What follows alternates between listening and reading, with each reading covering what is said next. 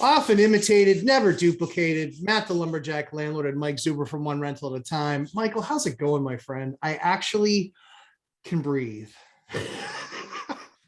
Well, every day is Saturday, and today is a particularly good day, even though it's Friday. So I'm very happy. But we will save that for episode 3. Yes, you shared something that was pretty cool, but that'll be on episode 3. Yep, very exciting news. Very exciting news. We're super excited to be able to share that with you and with your viewers and my viewers.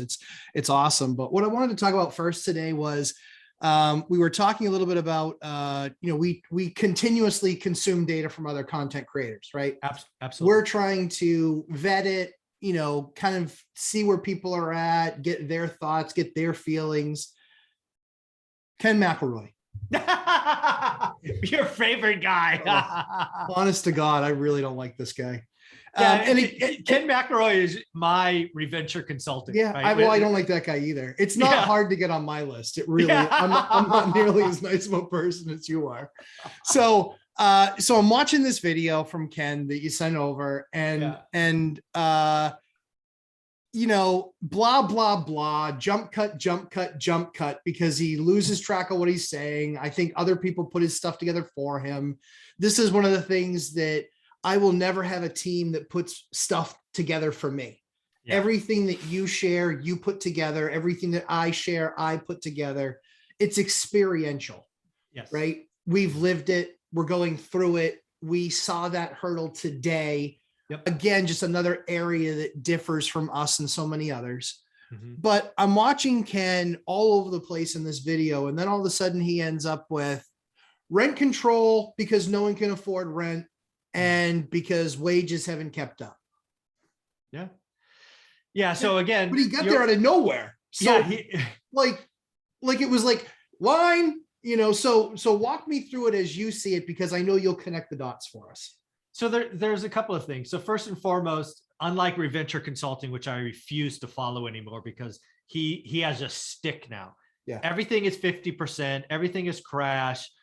I mean, I don't even bother, right? I get sent videos from him that I don't even bother looking at anymore because they're all the same. I'm like, let me guess, something bad and it's going to crash. Well, here's the deal, folks. If you want to know when murders rise, look when ice cream sales go up. Yeah, there is correlation and causation. Yeah, exactly. There are something that he doesn't understand. But anyways, Ken McElroy is still on my list of stuff I watch. Mm-hmm. He put out a video this morning that I watched. It was called, just so full disclosure, The Fate of the U.S. Housing Market. I'm like, interesting. I consider myself residential, housing. I consider Ken apartments. I clicked it not knowing which way we were going to go. And now watching this 8-minute video, I don't think Ken knew which way he was going to go because he brought up data about housing. Like, let's be clear, residential housing. Yes. He talked about inventory being record lows, pretty chart. He talked about prices, pretty chart.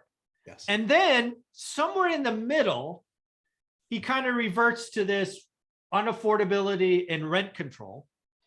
And again, knowing his experience, having owned some of these, much smaller, but some, he starts basically talking about be careful of rent control. It's coming to apartments. Now, he never said apartments, but the language and his experience, you could tell that's what he was thinking. Correct. And it was an interesting leap. It was an interesting leap to go from, again, the data that he shows us, and you're absolutely right. He's clearly having some admin or some temp pull charts together and go, Ken, talk about this. And he has so much experience. I bet you he looks at these things for 5 seconds. He goes, yeah, I can talk about that. Yeah, I can talk about that. Yep. And then again, he knows what he wants the punchline to be. Right. When Ken started recording this video, the punchline was always going to be rent control bad. That's right. Not even rent control bad. Right. That was his zing. Mm-hmm. He starts with houses. He starts with inventory. And then he goes here and I'm like, whoa, yeah. Where does that go? So that was, and I get it. And that was an interesting leap.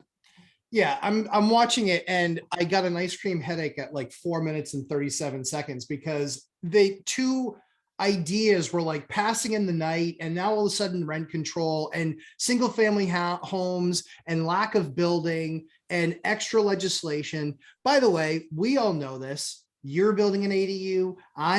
Tried to build an ADU. We've been through this. We know that there's extra legislation. We know there's extra layers, right? Yeah. But we also know there's actually a statute in my state up for voting this, I think it's this month, that actually allows for it to be very, very, very easy to create an ADU. Yeah. Very easy. And so what I would caution people on is watching these pundits and these people that don't do what we do every single day. The last time he built an ADU, it probably had to go through, Noah's Ark. I mean, he's completely disjointed from what's occurring in today's market, and the zoning and the rules needed to build a 200 unit multifamily differ only slightly from having to build an ADU in a residential neighborhood. Yeah. Again, everybody has an opinion, experience, and a point of view, right? Yes. Ken is an apartment guy. He is. Probably has 10,000 units, or he has some number that I will never have, never even fathom having. He's far richer, far smarter, blah, blah, blah, blah, blah than me. Richard. I get it. But we're talking residential, which is where one rental at a time plays. The last time he looked at a house as a rental, 20 years ago? No. 25 years ago? Yeah, I mean, yeah. Whatever. Yeah. And the other thing to realize is we have rent control in California, but single family homes is actually exempt, right? People don't realize Ken is concerned about rent control because it will hurt his apartments. That's right. Let's just be very, very clear about that, right? That's right. That is a big concern if you're a multifamily guy. If you're a residential single family, good news, you got lots of options, right? Because apartments, you only got one option. It's to be a rental. That's right. If you have a single family home and you don't like it, you can kick them out, clean it up, and sell it to owner occ. There's so many other options. So I get where he's coming from.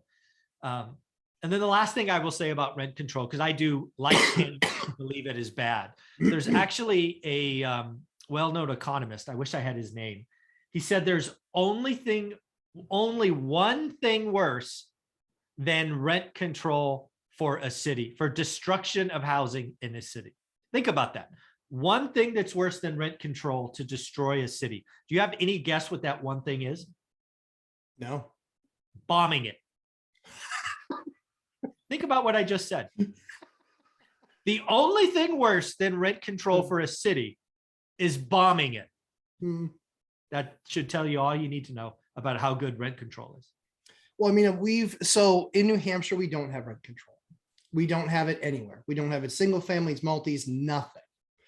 And what's been really great about that is that when a landlord buys something, you can unearth value there because you can raise rents, but you can also make a much nicer unit and start on that track. And so what you find here is a lot of stuff will be kept up, but it actually allows for affordable housing to exist and remain, because there's plenty of landlords that just say, you know what, I've owned the thing for 20 years. My mortgage is exactly what it was.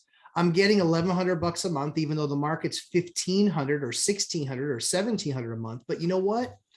Whatever, it's fine. I've got a tenant that's happy. I'm not going to make that change. When you institute rent control, that's exactly what you do. You basically make every proposition where every landlord has to say, I've got to max out my rent every single year in that place, because if I miss a year, I'm never going to get that 4, 5, 6, 7, 8% back ever. Yeah, there's a couple. I hope people hear that, and I'll just give you real practical advice. Yeah. So my California's only had rent control, I think, for 2 or 3 years. I forget what year it actually came in. But much of my career didn't exist. So if you were one of my tenants and you paid rent on time for 12 months, you would not get a rent bump. I just wouldn't do it. Yep. Now, Gavin Newsom says, I have to raise your rent every month, or I'm sorry, every year. Right. So, my letter to them says, Gavin Newsom says I have to raise your rent every year. So if you like that, vote for Gavin. Now, I don't really send that letter, but I really wish I could. Well, so it was really funny because we just had somebody move out that'd been with us for 8 years and we never raised their rent. They were a fantastic tenant. They never had issues. When something would come up, they treated the place like it was their own and they'd fix it or get it fixed. And so this is something that, because we don't have rent control here, this is something where for me, I was just like, you know what? It's fine. Let Like, it the roll. numbers, yeah, exactly. The numbers work. It's 30-year fixed rate debt. We've got good tenants there. They've been there for 8 years. The tenants on the other side of the duplex have been there for this is going to be their 5th year. So again, when you allow the free market to operate as the free market and allow business people that have made the decision to make an investment in a home and then rent it out, when you just let that process play out, you'll end up with far better results. Because she even said, Matt, I was literally waiting for you to raise the rent every single year because I knew that if you raised it the 10 or 15%, I knew that it was going to be out of my stretch. Like we just haven't made that much more money over the last 8 years. So I think that it's something that people really need to consider. And most importantly is people need to understand that real estate is hyper local. Hyper local. So not only are there states that can make that decision, but there's towns and counties that can make that decision. So when you're evaluating a market, you should really be looking at, is that market something that a landlord can be successful in? Because there's landlords successful in every market in the country. Agreed. Mike doing Fresno still blows my mind to this day with the level of success that you've had there. But what you do is you understand what the rules are and you understand getting into it. This is where I have to play by the rules and be disciplined to make sure that I get the return on the other side. Talk about that just a little bit, Mike. No, you're absolutely right. Right. It is so hyper local. For example, California is often thought of as like the thou shalt not invest state, right? But Fresno is in California. It's done just fine for us. But back to being hyper local, would it shock you that there's a large county? I think it's actually the largest county by geography that has eviction moratorium still in effect. Yeah, it's LA County, right? LA County has eviction moratorium in effect still, even though there are calls to end the emergency order, all of that. Our governor, of course, will not do that because we now call him King Newsom because he's exacted emergency control and doesn't have to follow legislation process and the like. So King Newsom will never give up that power. And well, we got what we got. But yeah, LA County still has an eviction moratorium. I can't believe it. It's amazing. And I think one of the things, again, that everybody really has to learn and see what Mike and I are constantly talking about is rent control. Sure, could it happen? Here's a downfall. Here's the downfalls. Here's the things that it gets you, and here's the subsequent experiences that you'll likely have. But looking at the pundits, looking at these other people that are out there talking their talking points, make sure that you're aligning yourself with people that are doing what you're trying to go do, and also trying to understand how they look at their market. Because I think it's funny when people think that they think, oh, well, you're New Hampshire, so that's kind of red market, and so you'd never invest in a blue market. I think red markets and blue markets both have positives. Yeah, I actually, yeah, it's amazing. You have Prop 13. I do. I don't. I love Prop 13. I bet you do. Tell people what Prop 13 is. Prop 13 is something I believe was enacted in the late 70s. It might have been the early 80s, that basically says you can raise property taxes only I think it's 1.3% a year. And of course, in California, it's done at point of sale.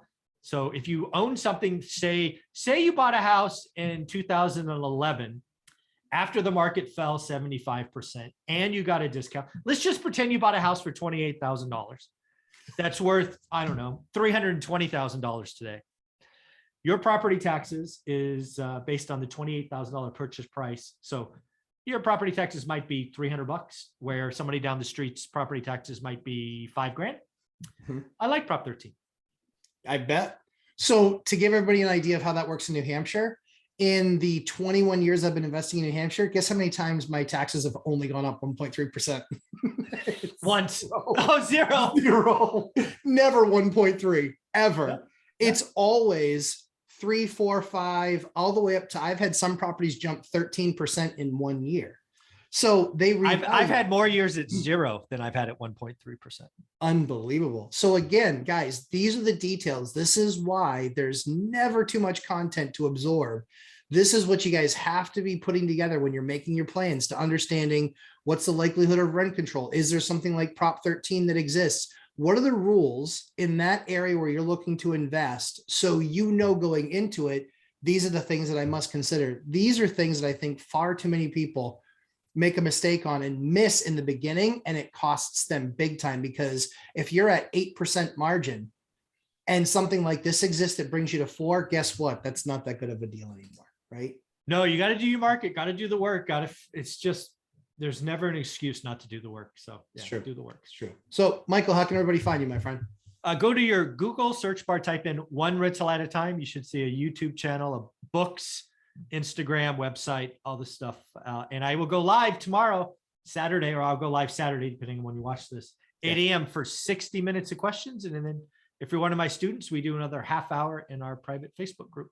It is always a good time. So as I always say, we try and create great content for you. Please hit that like button and subscribe, and check Mike out on his 11 a.m. Eastern time, 8 a.m. Pacific time live stream tomorrow. It's a good time. We're always there in attendance, and there's usually over 100 people hanging out. So yeah, we've gotten over 100 the last couple of times. It's been fun. It's been a good time. So Mike, thanks so much for the time. Look forward to segment number 2. You got it.